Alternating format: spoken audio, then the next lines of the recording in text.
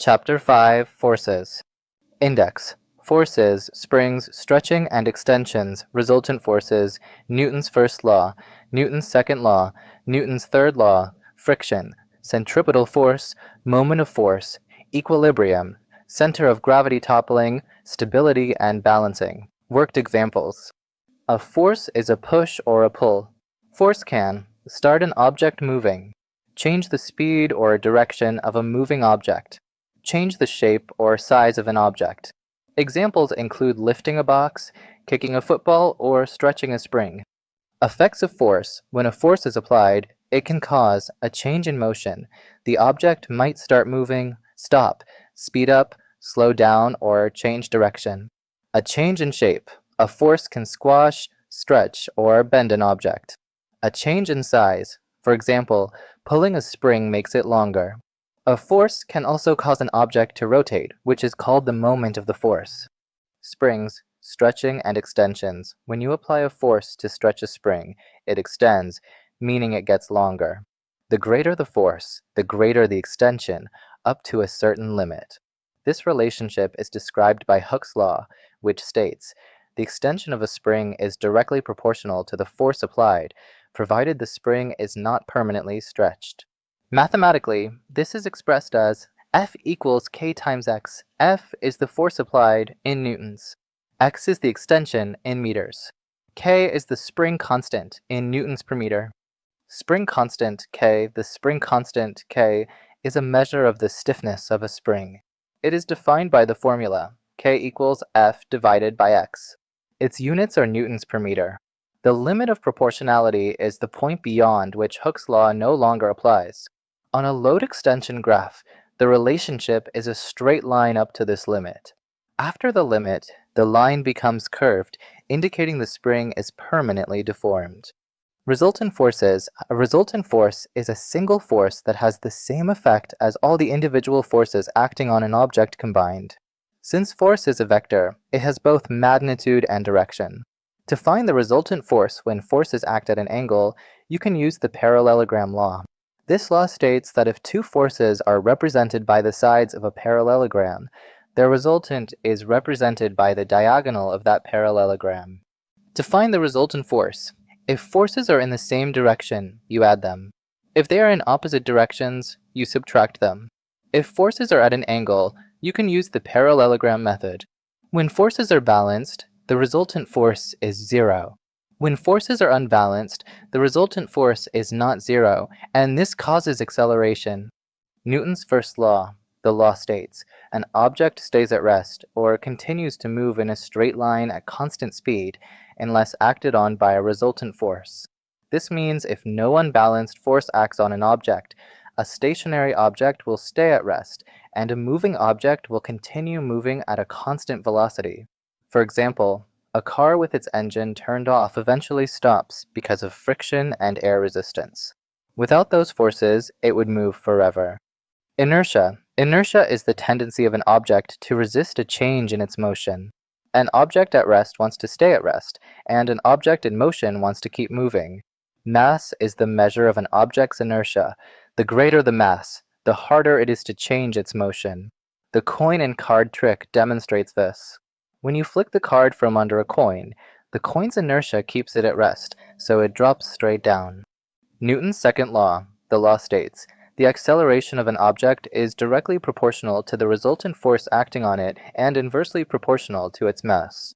The formula is F equals m times a. F is the resultant force in newtons.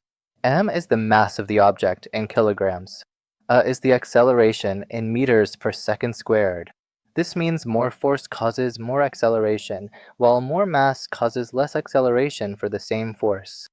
Newton's third law, the law states, if body A exerts a force on body B, then body B exerts an equal and opposite force on body A. This means forces always come in pairs. These two forces are equal in size, opposite in direction, and act on different objects. Every action force has a reaction force, and they occur simultaneously.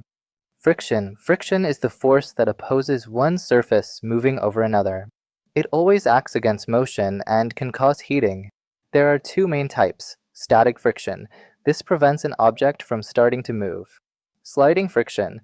This acts on an object that is already moving and is usually less than static friction. Applications of friction. Friction is useful in many situations, such as walking, driving, writing with a pen, and using brakes to stop a vehicle. To reduce unwanted friction, you can use lubricants like oil or grease, ball bearings to convert sliding friction to rolling friction, streamlining to reduce air resistance. Smoother surfaces applications of friction is useful in many situations, such as walking, driving, writing with a pen, and using brakes to stop a vehicle. To reduce unwanted friction, you can use lubricants like oil or grease, ball bearings to convert sliding friction to rolling friction, streamlining to reduce air resistance, smoother surfaces. Centripetal force. Centripetal force is the force that acts towards the center of a circular path, keeping an object moving in a circle. Key points. It always acts perpendicular to the direction of motion. It constantly changes the object's direction, causing acceleration even if the speed is constant.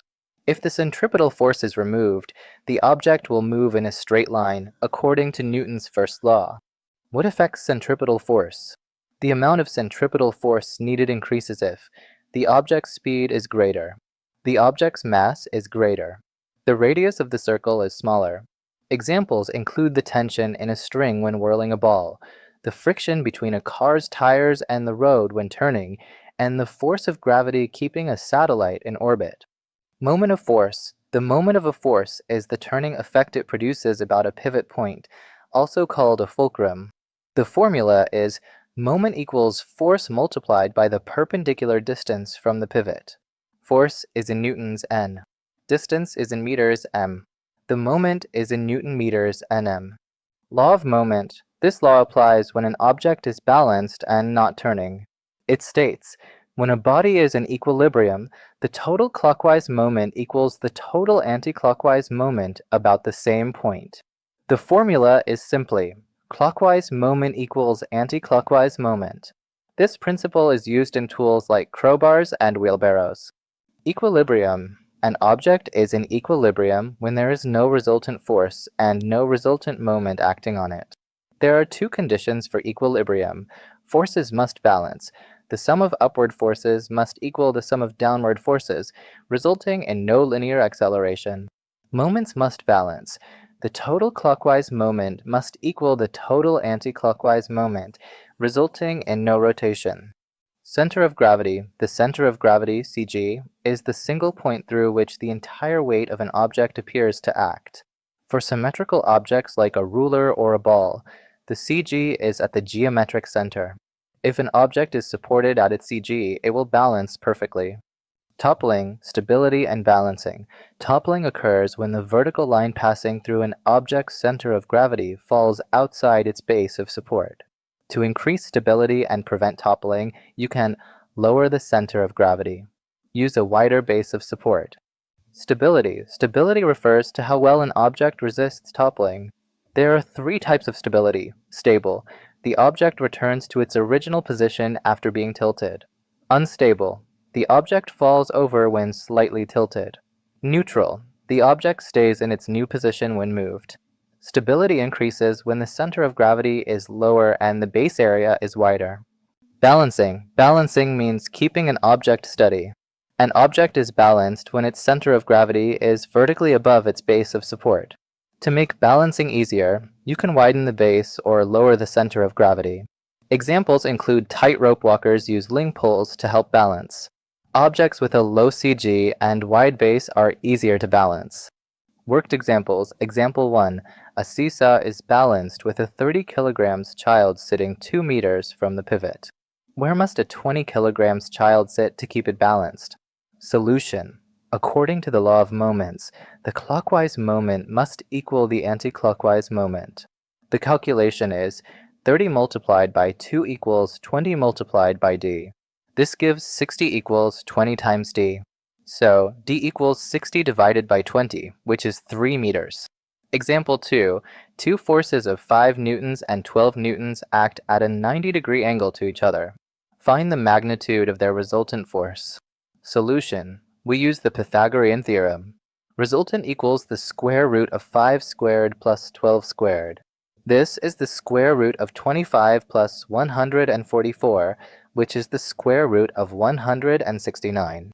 The answer is 13 newtons. Example 3. A car with a mass of 1,000 kilograms moves around a circular track with a radius of 20 meters at a speed of 10 meters per second. Find the centripetal force. Solution. The formula is F equals n times v squared, all divided by r.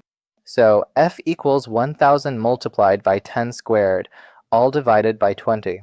This is 1,000 multiplied by 100, divided by 20, which equals 5,000 newtons. Example 4. A force of 8 newtons is applied at a distance of 0.5 meters from a pivot. Find the moment of the force. Solution. The formula is moment equals force multiplied by distance. The calculation is 8 multiplied by 0.5, which equals 4 Newton meters. Thank you for learning with us.